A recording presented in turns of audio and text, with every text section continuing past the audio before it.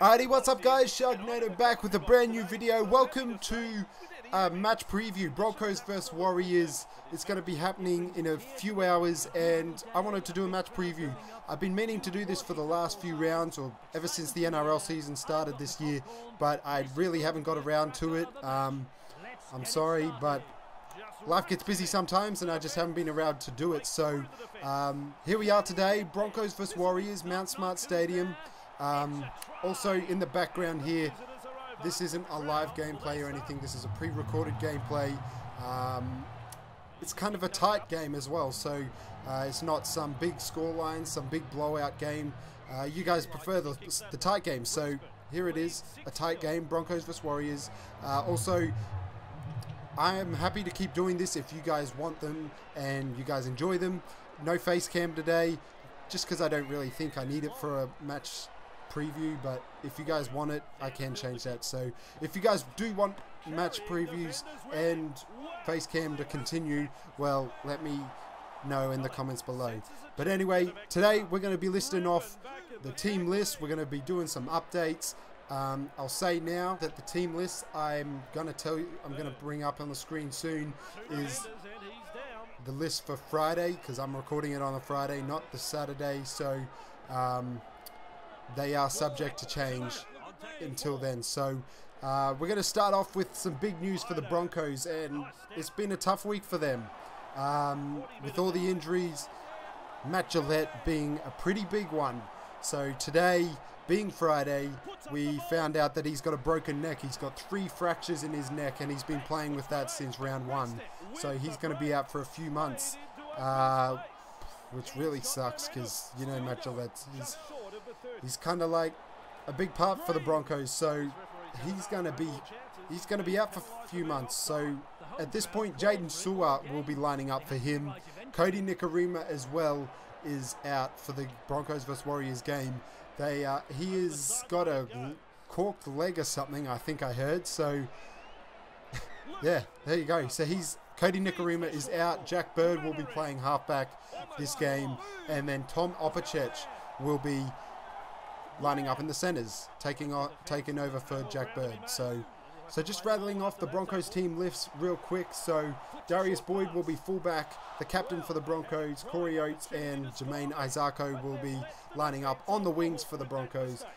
James Roberts and Tom Opacek will be in the centres. Anthony Milford at 5'8", Jack Bird at halfback. Matt Lodge and Tavita Pangai Jr. will be in the front row. Andrew McCulloch obviously in his usual position at hooker, and then Alex Glenn will be starting second row along with Jaden Sewer, which, as I mentioned earlier, is taking over for Matt Gillette, and then Josh Maguire, of course, at lock.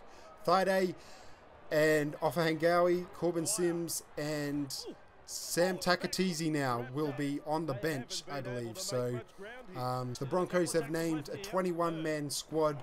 I'm not going to rattle off the reserve names, although a notable mention is that the NRL has allowed the Broncos to name a 22-man squad, Jonas Pearson being that 22nd man, and should something happen, Pearson will be able to play in the 22 jersey.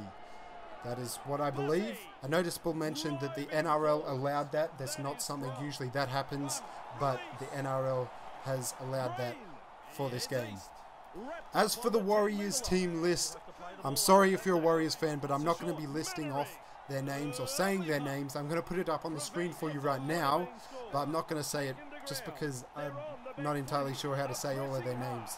There's some crazy names in there, so I'm just going to leave it on the screen for you guys. However, I will say the Warriors do have an unchanged lineup from their last win against the Cowboys last round, so why would they change a team list that hasn't lost in a game yet? Like, they're playing pretty well. It took me by surprise, their form. They're in impeccable form, really.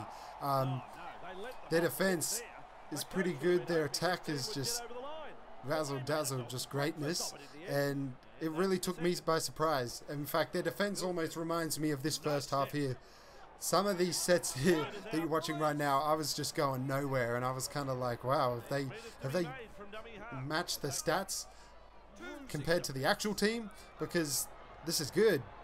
But yeah, back to real talk now. The Broncos really do need to win this game. They've won 2 from 6. They're really struggling. They're under fire from the media and everyone around them. And yeah, dude, they're definitely not like the Warriors. The Warriors are just impeccable form. The Warriors, usually they struggle, even though they've always really had a good team list. Usually they do really struggle. So to see the Warriors up there, I'm kind of happy to see the Warriors up at the top of the ladder. But at the same time, it's time for them to lose now. The Broncos are versing them. So as for the Broncos, they really do need a win.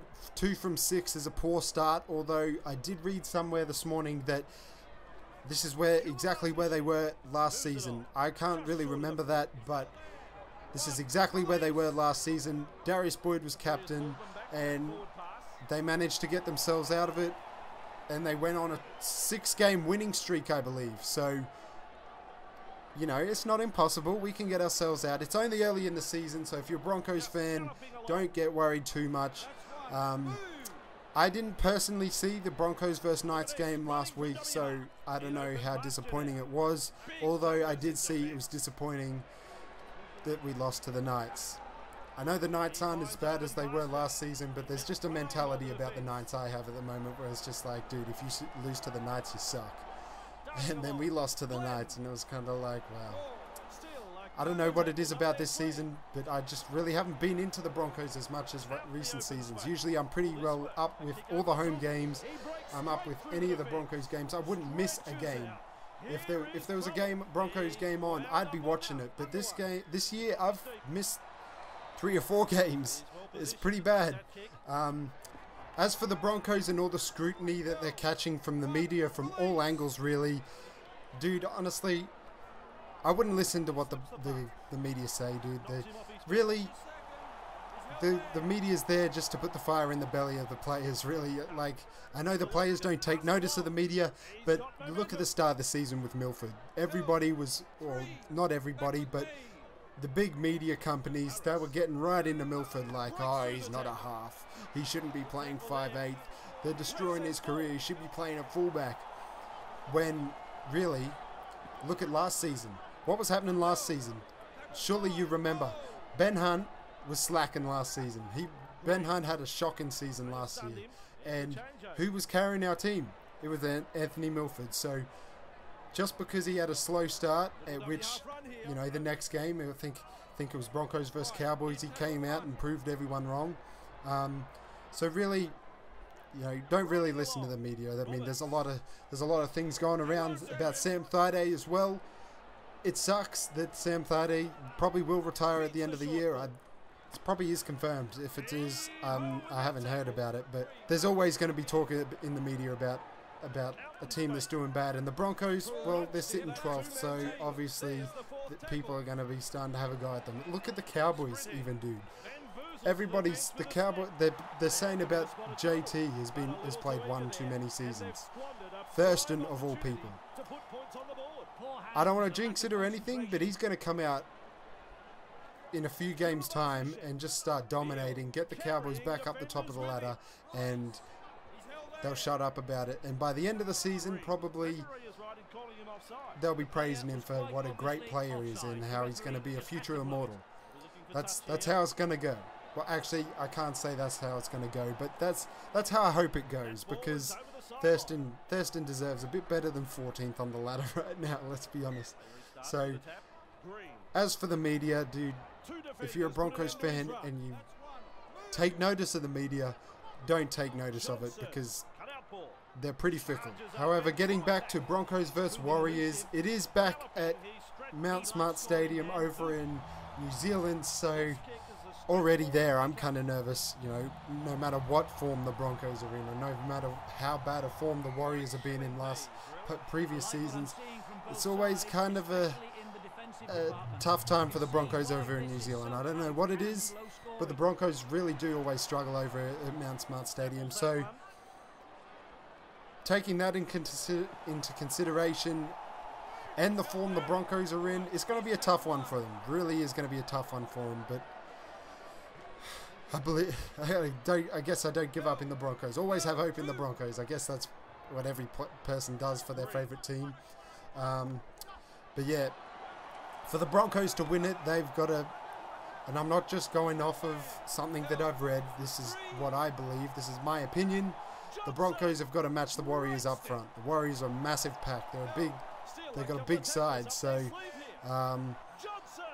to beat them, they've got to match them up front. And then obviously Roger Tuivasa-Sheck, he's dangerous from all areas of the field. So, you know, the Warriors are a good side. They've got skill all over the park. So it starts with the forwards for the Broncos, and I guess it continues from there. And which is difficult for the Broncos because most of their injuries is forwards. I'm pretty sure Josh Maguire has a niggling injury at the moment. I think it's a shoulder or something. I'm not entirely sure, but he's got some niggling injury. And then Alex Glenn as well with his injuries. It's going to be tough. Let's say that. It's really going to be a difficult game for the Broncos, and to be honest, I don't really see them winning it. But if you ask me the scoreline, just because I'm a Broncos fan, I'm just going to say 18-12 to the Broncos. Don't bet on it, but there you go. For the Broncos to win against the Warriors, I think they really do need to replicate the performance they had against the Cowboys. If you look at that game, it was a really, really good game. I actually managed to be able to get to that game, and I'm glad I did because it was a really good game.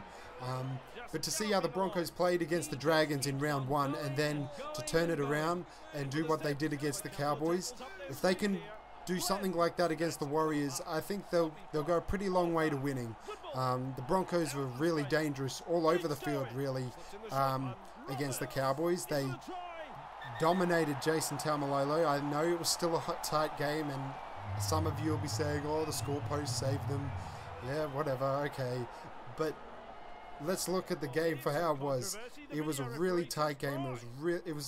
They turned it around a long way compared to how they played against the Dragons. So if they can do that again now, that would be good, because, well, it's been pretty poor the last two weeks. As I said, I didn't see the Broncos versus Knights, but the Titans was just, let's not talk about that. And then the Knights, who knows? I don't know how that went, but point is they lost, and 2 straight losses they need to win. Jack Bird being in half will, I think it will lift the Broncos. I think he played a bit of 5/8 or halfback for the Sharks, I'm pretty sure. Don't quote me on that, but I'm pretty sure he did. So he's good all over the park, Jack Bird. He's such a good signing for the Broncos, in my opinion, and he's going to do just fine, I think. He can razzle-dazzle with the best of them, with Sean Johnson and all. So to have him in 5/8, halfback, sorry, will be a big help to the Broncos. Oh, and also, while you're here, I would love to talk about the Broncos in their current situation with signing players.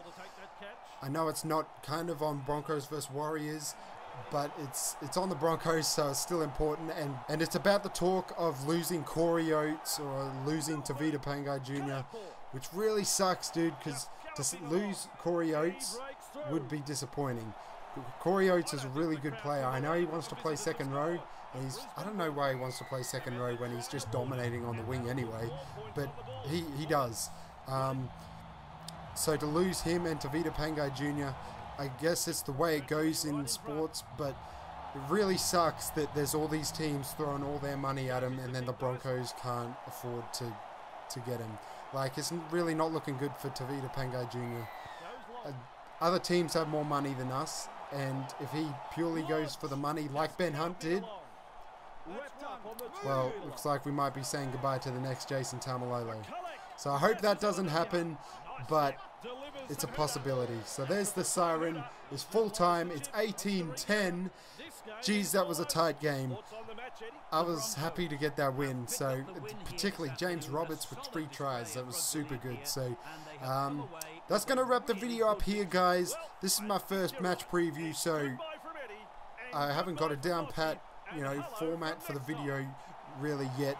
But if you enjoyed it, be sure to leave a like, subscribe to the channel if you're new, comment down below what you thought, and I don't know, any suggestions you'd like to hear about or see. The face cam, if you want to see that in match previews. Even if you want me to continue doing it. If you guys aren't interested in match previews, well, I'm not going to continue to do it. So that's basically it. Hopefully the Broncos win. So thank you guys for watching, and I'll see you guys in the next video.